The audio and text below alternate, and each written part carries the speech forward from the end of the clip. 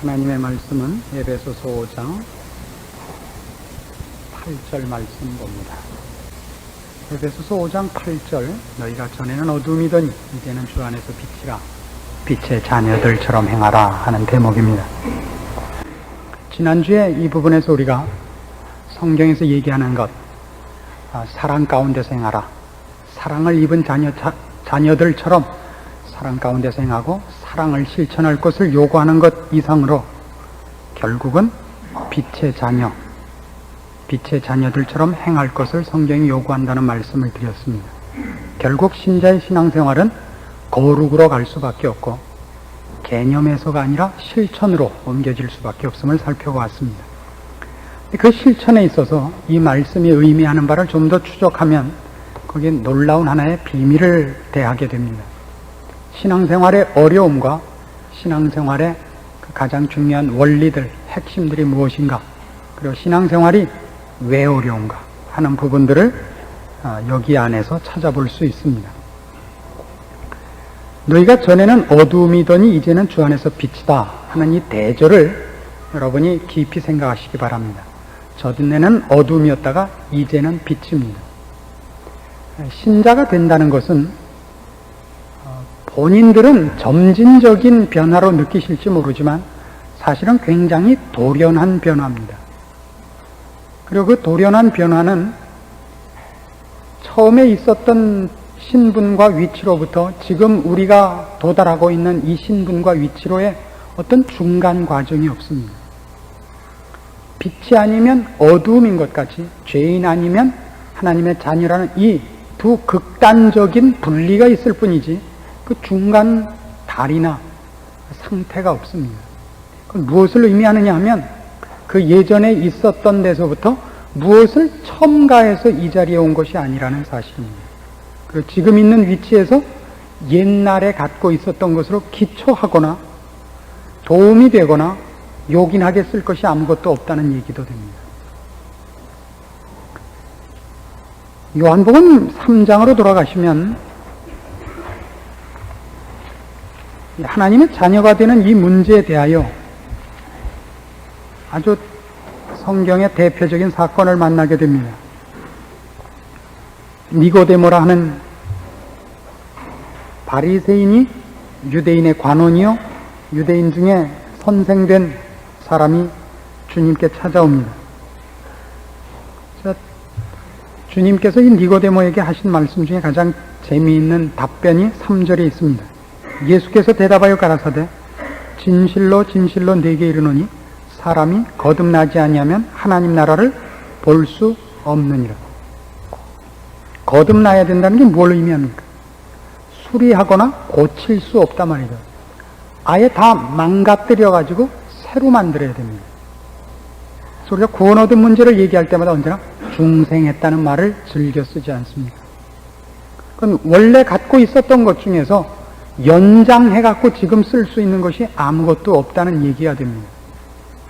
이 뻔한 얘기 같은 이것이 사실은 우리가 이해를 잘못하면 신앙생활에서 가장 어려움을 겪게 되는 이유가 됩니다. 지금 성경이 우리에게 너희는 주 안에서 빛이라 그럽니다. 너희가 전에는 어두움이더니 이제는 빛이라, 빛의 자녀들처럼 행하라. 그게 이런 뜻은 아니다 말입니다.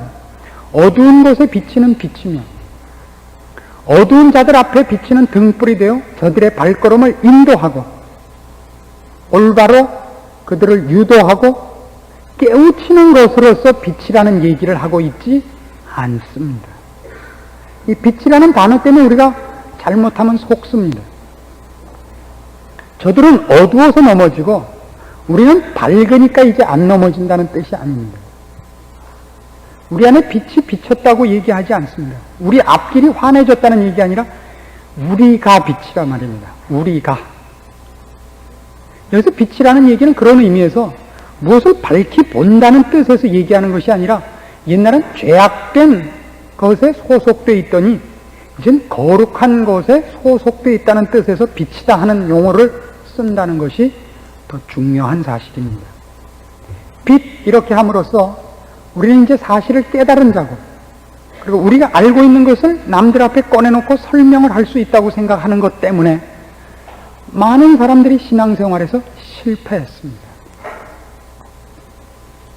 이런 대표적인 예를 한번 들어보십시오. 쉽게 얘기해서 구원이란 뭡니까? 구원이란 한 사람이 예수를 믿는 것은 아닙니다. 성경이 구원에 관한 얘기를 할 때는 어떻게 한 사람이 예수를 영접하고 믿었는가로 얘기하지 않고 어떻게 하나님이 한 죄인을 불쌍히 여기사 찾아오셔서 그를 죄악 가운데서 잡아내셨는가 이렇게 얘기합니다. 우리의 반응 쪽으로 얘기하지 않고 언제나 하나님의 간섭과 하나님이 하신 일로서 얘기를 합니다. 대표적인 예를 들까요? 사도 바울 얘기죠. 바울이 어떻게 하나님의 큰 일꾼이 되며 예수 그리스도의 그 십자가 사건, 복음을 전하는 대사도가 됩니까? 살기가 등등하여 다메섹을 향하여 가고 있습니다. 거기에서도 예수 믿는 자들을 다 잡아쳐 넣을 권한을 제사장들에 받아가지고 가고 있는 도중에 그가 예수를 찾았다든가 그 마음에 무슨 해답을 요구했다든가 그가 하는 일이 옳은가 그른가에 대해서 회의를 했던가 그런 때가 아니라 반대를 하고 살기가 등등해서 가는 때에 그의 요청과 조건과 무관하게 주님께서 나타나시는 겁니다. 사울아 사울아 네가 어찌하여 나를 핍박하느냐. 주여 니시오니까 나는 네가 핍박하는 예수라. 구원의 가장 운변적인 사건입니다. 우리는 참으로 못난 자들이 돼서 우리가 은혜를 입고 하나님의 간섭과 사랑 속에 있다는 말을 골백번 가르쳐줘도 꼭 오해를 합니다. 나는 목사님이 설교할 때 알아듣고 회개했다 그러죠. 꼭. 이런 왼수가 세상에 없습니다. 나는 어떤 기도원에 올라갔다 기도하는 중에 깨우쳤다는 거예요. 그래서 난 어느 날 몇 시에 생생했다는 거야 내가. 넌 왜 안 하냐 말이야. 넌 못하겠으면 말을 따라하라 말이야. 예수님 당신이 나를 위해 십자가에 돌아가신 것을 믿습니다. 그래서 나는 이제 죄악에서 구출당하여 하나님의 자녀된 것을 믿습니다. 믿으십니까? 아니요. 당신은 사탄이요. 이런 식으로 얘기를 해서는 안 됩니다. 그런 방법을 쓰는 데 대해서 제가 반대하지 않습니다. 그들은 분명하게 오해하는 것이 있습니다. 사람이 말로 하면 된다는 생각을 갖고 있죠. 말하자면 우리가 빛이라는 것이 저가 어디에서 앞을 분별 못하니까 진리를 설명하고 생명을 제시하면 그들도 의뢰 하라고 나도 예수를 믿겠습니다. 그럴 거라고 착각하고 있단 말입니다. 여러분이 신앙생활 하는 데서 가장 큰 죄악을 저지른 것이 몰랐을 때입니까? 알았을 때입니까? 모든 사람들 앞에서 발표하라 그러지 않을 테니까 혼자 생각해 보십시오. 사람이 죄를 몰라서 짓습니까? 알고도 짓습니까? 알고도 짓고 기도하면서도 짓죠. 하나님 저를 이 죄를 짓지 말게 해 주십시오 요요요 하면서 눈을 떠보면 거기 와서 벌써 이미 다 저질러낸 다음이죠. 그 이제 우기죠. 그다음에 하나님은 최소한 기도했습니다. 그랬는데도 불구하고 나를 안 막으셨으니까 이제부터 내 책임이 아닙니다. 라고 우긴 적이 한두 번이 아니죠. 성경이 얘기하는 신자의 신자된 조건과 이유가 무엇이냐면 단지 하나, 은혜라 그러는 겁니다. 은혜입니다. 고린도전서 2장으로 가시면 자연인이 하나님의 말씀과 영원한 것에 대해서 어느 만큼 깜깜하냐 하는 얘기를 이렇게 하고 있습니다. 고린도전서 2장입니다. 14절 말씀 봅시다. 육에 속한 사람은 하나님의 성령의 일을 받지 아니하나니 저희에게는 미련하게 보이며 또 깨닫지도 못하나니 이런 일은 영적으로라야 분변함이니라. 믿고 나면 쉽습니다. 알고 나면 쉽습니다. 그렇지 않은 자들에게는 설명할 방법이 없다는 것이 성경의 얘기입니다. 우린 빛의 자녀들입니다. 그래서 내가 누구에게 빛을 비추고 그에게 진리를, 생명을 깨우칠 거라고 쉽게 생각하지 마십시오. 저들은 모릅니다. 어느 만큼 모르냐면 우리의 빛과 비교하지 마십시오. 더 엄청난 기록이 요한복음 1장에 있습니다. 요한복음 1장 5절 말씀을 봅시다. 빛이 어두움에 비추되 어두움이 뭐라고요? 깨닫지 못하더라. 지금 이 빛은 누구죠? 지금 이 빛은 예수 그리스도십니다. 우리가 만일 손전등이라면 예수님은 뭐쯤 됩니까? 서치라이트입니까? 예수님은 태양일 것입니다. 우리가 꺼져가는 촛불이라면 예수님이 그 강한 광선을 발휘해서도 그 빛을 비춘 것 같고도 아무도 돌이키지 않습니다. 어두움이 깨닫지 못합니다. 3장에 가면 더 놀라운 기록이 있죠. 19절입니다. 그 정죄는 이것이니 곧 빛이 세상에 왔을 때 사람들이 자기 행위가 악함으로 빛보다 어두움을 더 사랑한 것입니다. 어두움을 사랑합니다. 여러분, 두더지와 지렁이를 땅 위에 꺼내놓으면 그들이 무슨 일을 합니까? 기를 쓰고 파고 들어가죠. 왜 파고 들어가죠? 그걸 뭐라 그럽니까? 배광성이라 그럽니까? 빛하고 반대되는 쪽으로 도망을 간단 말입니다. 우리 예전에 대중가요 중에 불나비 사랑이라는 게 있었죠. 불나비 사랑. 그 참 재미있는 제목이에요. 그 나방 종류가 모닥불을 피우면 타서 죽는데도 불구하고 뛰어 들어옵니다. 왜 그러죠?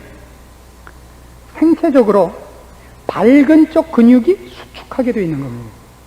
자기 판단에 의해서 가는 게 아니에요. 밝은 쪽 근육이 수축이 돼서 진로가 글로 가는 거예요. 타 죽어도 가요. 귀에 벌레가 들어가면 어떡하죠? 파내지 않고 조그만 전등을 비추면 그냥 나옵니다. 밝은 쪽으로 근육이 수축돼서 글로 방향이 조정된다고요. 자연인은 누구나 예외 없이 어두운 쪽으로 근육이 수축됩니다. 아시겠어요? 예외 없습니다. 빛이 오면 빛 안으로 나올 거라고 생각하지 마십시오. 우리만이 그렇습니다. 그게 은혜입니다. 성경에 쓰여진 모든 말 중에 제일 놀라운 말이 뭐냐면 그게 은혜냐 아니냐 하는 싸움입니다. 그게 은혜입니다. 우리가 알아서 온 것 아니고 우리가 더 잘나서 온 것 아니고 깨우쳐서 오지 않았습니다. 와서 깨우쳤습니다. 깨우치면 훨씬 뒤입니다. 마치 어린아이들이 출생을 먼저 하고 사물을 인식하듯이 우리 먼저 출생하고 인식하고 있습니다. 인식해서 출생하는 자는 없습니다. 왜 이런 얘기를 우리가 해야 되느냐? 왜 이게 그렇게 중요하냐? 빛이라는 말을 써가지고 성경이 우리에게 무엇을 요구하고 싶어 하느냐 이겁니다. 가장 중요한 건 이겁니다. 하나님께서 그의 일을 하시는 데 있어서 우리를 통해서만 일을 하십니다. 우리를 빛의 자녀로 부르셨습니다. 올바른 길을 우리만이 압니다. 세상은 모릅니다. 빛의 자녀들처럼 행하라 하는 데서 내가 똑바른 길을 걷는 것이 하나님 쪽에서 볼 때 한 생명을 구원하여 목표를 알려주는 데 있어 아주 중요한 방향 표지판이 됩니다. 전도가 그렇고 신자의 삶이 모두가 그렇습니다. 한 사람이 눈을 떴을 때 한 죽어가던 영혼이 하나님에 의해서 하나님의 크신 은혜로 말미암아 중생했을 때 그가 자기가 중생한 것과 그다음에 어디를 가야 되는 것을 전혀 모릅니다. 오히려 그 자들을 위해서 필요할 것입니다. 그런 사람들을 위해서 필요할 것입니다. 하나님께서는 어쨌든 우리를 통하지 않고서는 일을 안 하시겠다 그러셨습니다. 전도라는 걸 통해서 할 때도 전도의 수단과 설득력으로 한 생명을 구하지 않습니다. 그것은 그냥 하나의 우리의 열심의 표시일 뿐입니다.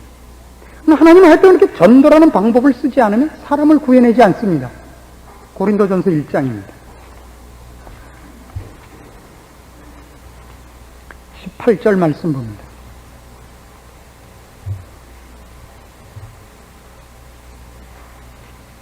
십자가의 도가 멸망하는 자들에게는 미련한 것이요 구원을 얻는 우리에게는 하나님의 능력이라. 기록된 바 내가 지혜 있는 자들의 지혜를 멸하고 총명한 자들의 총명을 폐하리라 하였으니 지혜 있는 자가 어디 있느냐? 선비가 어디 있느냐? 이 세대의 변사가 어디 있느냐? 하나님께서 이 세상의 지혜를 미련케 하신 것이 아니냐? 하나님의 지혜에 있어서는 이 세상이 자기 지혜로 하나님을 알지 못하는 거로 하나님께서 전도에 미련한 것으로 믿는 자들을 구원하시기를 기뻐하셨도다. 전도란 무슨 방법이라고요? 미련한 방법이라고. 달리기를 하는데 같은 조건에서 뛰는 것이 아니라 상대방 보고는 운동화 신고 뛰라 그러고 자기는 두 발을 묶고 큰 쇠상자 속에 두 발을 묶어 놓은 다음에 뛰어서 이기겠다 그러면 이쪽이 가진 실력이 얼마나 대단한 것입니까? 그렇죠? 그걸 한 걸음 더 진전시켜서 이렇게 예를 들어 보십시오. 칼싸움을 하는데 상대방이 이제 달다냥하고 칼싸움을 하게 됐어요. 역사상 최고의 검사 아닙니까? 달다냥하고 하는 역기를 들고 칼싸움을 하시면 역기를 들고 칼싸움을 역기로 이렇게 떨어뜨려서 죽였으면 뭐 간단하지만 그게 아니라 역기로 칼싸움을 해서 이겼으면 야, 저 역기가 칼보다 더 낫구나 이렇게 생각하십니까? 그 사람이 굉장하다고 생각하시겠습니까? 그 사람이 굉장하죠. 맨손으로 한 것보다 못하니까. 전도란 그런 방법이라는 겁니다. 전도란 상대방이 칼을 갖고 덤빌 때 총을 꺼내는 뭐죠 이게? 레이더스에 나오는 얘기 아닙니다. 전도가 총이고 저쪽의 모든 지혜와 지식을 압도하는 더 뛰어난 방법과 내용이 아니라는 것입니다. 전도의 방법을 씀으로써 방법이 아니라 이걸 쓴 뒤에 실력자가 두드러지는 방법으로서 전도는 등장합니다. 왜요? 하나님의 지혜에 있어서는 이 세상이 하나님의 지혜를 무엇으로도 깨닫지 못한다고요. 하나님이 우리에게 주시려는 내용을 누구도 이해를 못한다고요. 아무도 이해를 못해요. 그래서 이건 설득해서 우리가 알아들어서 된 것이 아니라 하나님 쪽에서 한 것이다를 확인시키기 위해서 전도라는 방법을 요구한다고요. 전도는 몰상식이라는 아니라 무지한 방법이고 가장 방법으로서는 가장 최하책입니다. 우리 옛날에 공부 못하면 이런 말 많이 썼어요. 야, 발가락으로 써도 그만큼은 하겠다. 그 발가락으로 쓴 글씨가 전도입니다. 그거 이상의 미련한 방법은 없는 것이 전도입니다. 그래서 전도는 어떻게 하게 돼 있죠? 저 고함이나 지르게 돼 있잖아요. 예수를 믿으시오. 코스모스 백화점 앞에 가면 자주 보시지 않습니까? 예전에 제가 상도동에 살 때는 그쪽 노선 버스에 아주 흰 수염 길게 기르신 할아버님이 이 긴 막대기에다가 써가지고 버스에 올라오셔서 한 정거장 갈 동안 준엄하게 예수 믿을 것을 공갈치고 내려가는 일들이 종종 있었습니다. 젊었을 때 그런 일들을 보면 이런 생각이 들었습니다. 왜 하필 예수 믿으라는 얘기를 하는 사람들이 일단 못생겼는가? 왜 혼자 고함만 지르는가? 이게 참 못마땅했습니다. 결국 하나님은 그런 일을 통해서 훨씬 많은 일을 하십니다. 누가 와서 예를 들면 무슨 과학자, 무슨 박사인데 그 사람이 와서 뭐 과학적으로 봐도 지구는 어떻고 이건 창조고 이렇게 얘기해갖고는 납득하는 사람 아무도 없습니다. 누구만 납득하냐면 이미 믿은 사람끼리만. 그거 봐. 그래도 저쪽은 뭐 그러지 아이코 이런 사람 아무도 없습니다. 그래갖고 예수 믿은 사람은 아직까지 한 명도 못 만나봤습니다. 이미 믿은 사람끼리의 기쁨이죠.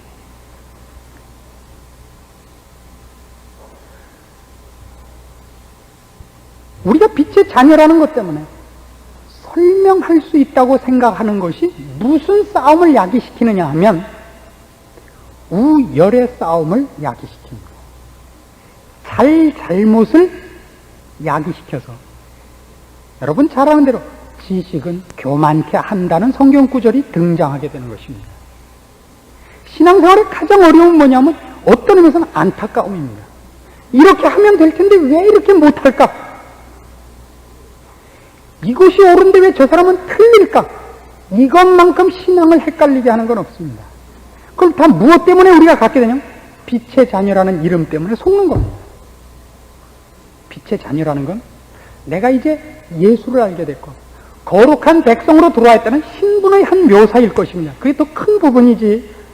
이제 우리가 모두에게 무엇을 설명하고 명확하게 무엇을 밝히는 사람이란 뜻은 아닙니다.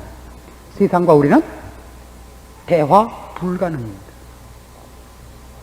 고린도 후서 4장에 의하면 이 빛에 관한 설명 중에 이런 놀라운 설명이 나옵니다. 세상 사람들이 어떻게 이 빛을 비춰도 못 알아듣는가 하는 설명부터 나옵니다. 3절입니다. 4장 3절. 만일 우리 복음이 가리웠으면 망하는 자들에게 가리운 것이라. 그 중에 이 세상 신이 믿지 아니하는 자들의 마음을 혼미케 하여 그리스도의 영광의 복음의 광채가 비치지 못하게 함이니 그리스도는 하나님의 형상입니다. 그걸 볼 수가 없습니다. 그의 마음이 가리워져 있기 때문에 밖에서 아무리 비춰도 소용이 없습니다. 그럼 우리는 어떻습니까?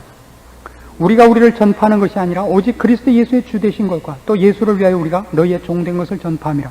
어두운 데서 빛이 비추리라 하시던 그 하나님께서 예수 그리스도의 얼굴에 있는 하나님의 영광을 아는 빛을 우리 마음에 비추셨느니라. 어떻게 우리 마음에 비췄다고요? 우리 앞에 비춰서 우리 마음을 감동시킨 게 아니라 우리 마음에 비췄다고. 하나 더 있어요. 어떤 하나님이 어두운 데서 빛이 비치리라 하시던 그 하나님이 그렇게 했다고요. 이게 무슨 말이죠? 태초에 천지를 창조하실 때 없었던 데서 빛을 만드는 것과 똑같이 없던 데서 빛이 있으라 해서 빛을 만드신 그 능력으로 그 방법으로 어두움이었던 우리 마음에 빛을 비추게 하시고 빛이 되게 하셨다고요. 빛을 받아서 이제 우리가 좌우로 정렬하고 있는 게 아닙니다. 이걸 놓치면 신앙생활은 완전히 꽝입니다. 용서가 없고 사랑이 없고 기다릴 수 없게 됩니다. 나는 했는데 넌 왜 못하냐 이 생각만 듭니다. 그리고 못한 데 대해서 드디어 이런 생각까지 도달하게 됩니다. 저 사람은 하나님이 원래부터 부르시지 않은 사람일지도 몰라. 저 사람은 사탄의 부하일지도 몰라. 라는 생각이 들기 시작하면 공격이 우리의 최고의 신앙 내용이 되게 됩니다. 빛을 밝히는 것이 상대방이 어둡다는 걸 증명하기 위해서 빛을 밝히기 시작하는 거라면 그건 잘못된 빛의 자녀입니다. 그런 빛의 자녀가 아닙니다. 빛의 자녀라는 건 결국 그것으로 은혜를 구하고 성령님의 간섭하심을 구하는 대로 가야 됩니다. 빛의 자녀입니다. 모든 사람에게 어두운 데서 빛이 비치리라 하시던 그 하나님이 우리 마음에 그리스도 안에 있는 하나님의 빛을 보게 하는 빛을 만드시도록 구하는 것, 그게 빛의 자녀가 할 일이라 이겁니다. 혹시 누가 눈을 떴을 때 하나님 안에 사는 자들의 모습이 무엇인가를 보이기 위해서도 빛 가운데를 걸어야겠지만 우리가 어떻게 빛의 자녀가 됐는가를 생각할 때마다 우리에게 빛이라는 것이 잘잘못을 가르고 심판을 하고 하는 쪽으로가 아니라 자랑을 하고 재기 위해서가 아니라 용서하고 참고 기다리고 하나님 앞에 긍휼과 자비를 구하기 위해서 존재해야 된다. 신앙이 어떤 방법에 의해서도 불가능하다는 것을 기억하시는 것이 빛의 자녀의 본분입니다. 그래서 요한 1서는 빛의 자녀라는 얘기와 사랑의 자녀라는 얘기가 혼용되고 있는 것을 볼 것입니다. 사랑은 빛으로, 빛은 사랑으로 서로 깊은 상관관계를 갖는 겁니다. 하나님의 사랑은 결국 우리를 거룩해 하기 위한 것이고 우리의 거룩은 은혜로 말미암은 것이기 때문에 하나님의 사랑으로 말미암은 것이기 때문에 그 빛 안에서 우리는 거룩을 지향하되 이 세상에서 우리 주변에 나와 만나는 모든 사람들 앞에서 그들을 용서하고 기다리고 참고 기도하는 자로서 우리를 더욱 굳건히 세운단 말입니다.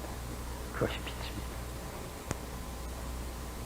여러분의 신앙생활이 더 많은 용서와 사랑과 인내와 자비와 긍휼과 은혜를 구하는 기도의 생활로 가지 않는다면 여러분이 알고 있는 것이 아무리 지식적으로 대단해도 그것은 성경이 요구하는 가장 중요한 내용의 신앙은 아니라고 성경이 얘기하는 셈입니다. 오늘날 교회의 가장 낙후된 부분이 뭡니까? 용서와 기다림이 없는 거라고 생각합니다. 기다려주지 않죠. 사회에서는 술 한잔하면 해결이 되는 문제가 왜 성경책을 들면 성경책이 술 한잔만큼의 힘도 없냐 말입니다. 우리의 존재가 내가 빛의 자녀라는 것을 인해서 나 하나로 말미암아 누군가가 죽었던 데서 살아나는 일이 있어야 될 거 아니에요. 얼마 전에 어떤 목사님이 저를 찾아왔어요. 사무실에 있는데 찾아오셔서 질문이 있어서 오셨다 그래요. 자기 교회 교인이 제 설교를 하나 듣고 와서 물어본 내용 중에 자기가 아무래도 사실을 확인해야겠다 싶어서 찾아오셨답니다. 제가 어느 날 설교를 하면서 그랬답니다. 저는 기억이 없는데 그랬다니까 그랬나 보죠. 제가 아주 힘들 때는 저는 기도할 생각도 안 나고 그럴 때는 밤새도록 고시톱이라도 쳐야지 견디지 그럴 수밖에 없다고 그랬답니다. 안 그런 것 같이 얘기하는 게 아니라 그 마음은 늘 저한테 있는데 그걸 내가 말로 정말 했는지 안 했는지가 자신이 없어서 그렇습니다. 근데 기왕 그랬다니까 이제 뭐 까놓읍시다.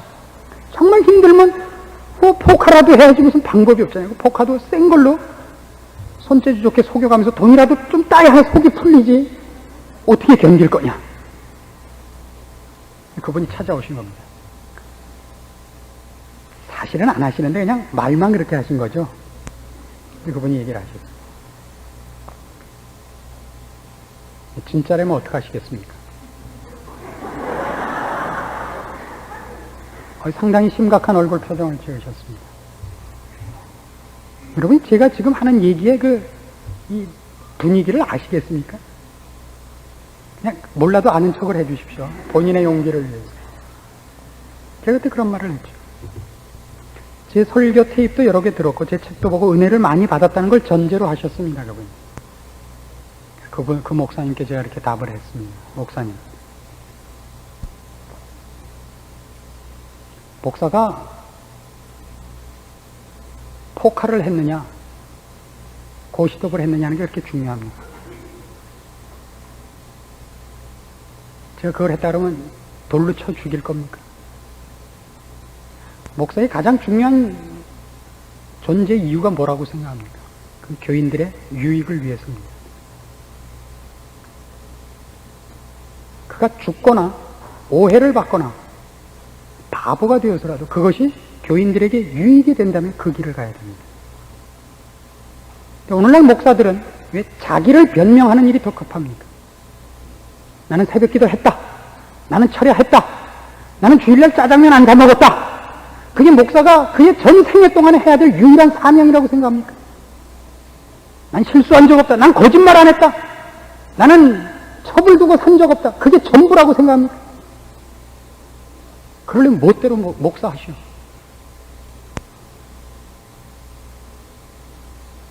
그분이 그걸 이해했다고 생각되지 않습니다. 저는 괜히 혼자 흥분만 했죠. 여러분이 하나님의 자녀로 부름을 받아서 빛의 자녀라는 이름으로 존재하면서 하나님 여러분에게 무엇을 요구하신다고 생각합니까? 나는 죄 안 졌습니다. 나는 저 사람같이 11조 떼어먹지 않았습니다. 나는 성수주의를 했습니다. 나는 거짓말 한 적 없습니다. 그게 여러분 우리에게 맡겨진 최고의 삶의 형태라고 생각하십니까? 아닙니다. 여러분이 한번 바보가 되고 여러분이 한번 묵사발을 당해서 옆에 있는 어떤 사람의 영혼 속에 또 녹음과 하나님의 말씀이 파고들 분위기를 만들 수 있다면 그것이 여러분 존재의 가장 유익하고 유일한 이유가 되는 것입니다. 그게 신자입니다. 하나님 우리를 어떻게 쓰려고 하실지 모릅니다. 성경에 기록된 모든 사람들은 영광스럽게 쓴 예가 없습니다. 다 묵사발을 만들어 쓰셨죠. 밟고 짓밟고 온유월의 개구리 밟듯이 밟아서 썼다 그랬습니다. 제가 이런 얘기를 할 때마다 일종의 분노가 있는 것을 용서하십시오. 우리는 사랑이 없는 자인 겁니다. 우리는 하나님도 사랑하지 않고 주님도 사랑하지 않고 주님이 사랑하는 어떤 자녀도 사랑하지 않습니다. 그런데 교인입니다. 이렇게 뻔뻔스러운 얼굴로 3일 저녁에도 나오는 교인입니다. 어려운 일이 있을 때마다 대가리 쳐받고 기도할 수 있는 교인입니다. 그러니까 가증하다 말입니다. 그러니까 가증한 겁니다, 우리가. 여러분, 제가 여러분을 너무 묵사발을 만든다고 생각합니까?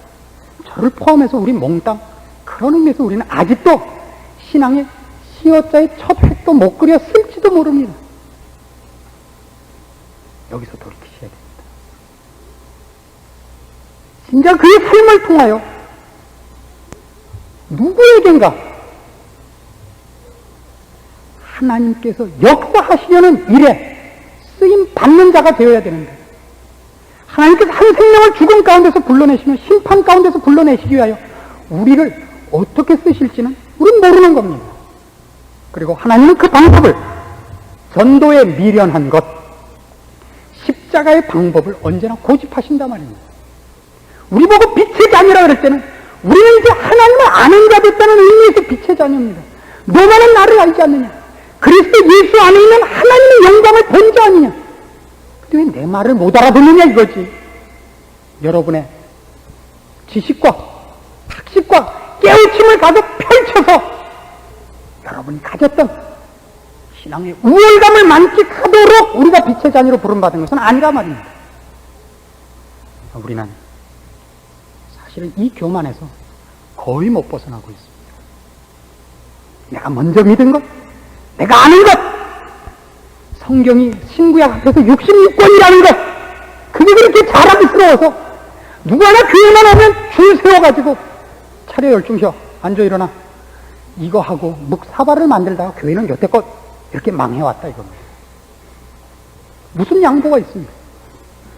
무슨 죽음이 있으면 무슨 십자가를 지는데 여기 있었단 말입니까? 없었죠. 교회 와서 오래되면 전부 눈이 가늘어지죠. 그리고 눈알이 전부 양쪽 끝에 붙죠. 가재미같이. 오늘 돌아가시거든 거울 앞에 서서 여러분을 보십시오. 돌아와 거울 앞에 선 사탄같이 생긴 내 모습이요. 보십시오. 여러분 얼굴에 무슨 인자가 있고 자비가 있고 용서할 마음이 있으면 빛의 자녀인가? 그리스도 안에 있는 하나님의 얼굴을 본 자들인가? 돌이켜보십시오. 그게 없다면 빛의 자녀가 아닙니다. 우리의 지식과 우리의 우월감을 증명하는데 기독교마저도 동원된 것이죠. 오직 칼부림이 있을 뿐인 것입니다.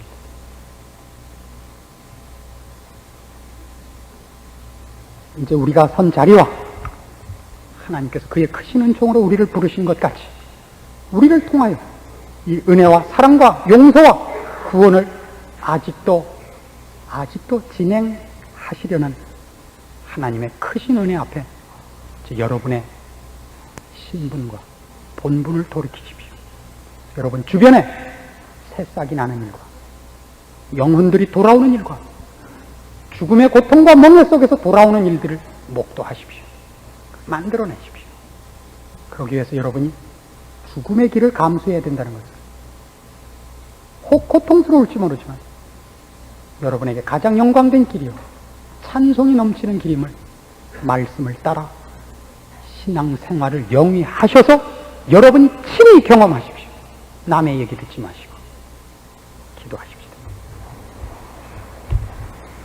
하나님 아버지 은혜를 감사합니다. 오늘도 주의 말씀이 저희들의 심령을 쪼개나이다. 우리는 주 앞에 얼굴을 들 수가 없고 우리가 죄인인 것을 고백할 수밖에 없습니다. 그러나 하나님, 오늘도 이 말씀을 주시면 우리를 사랑하시기 때문이요, 우리를 통하여 아직도 은혜와 긍휼과 사랑을 펼치시기를 원하기 때문임을 알고 감사드립니다.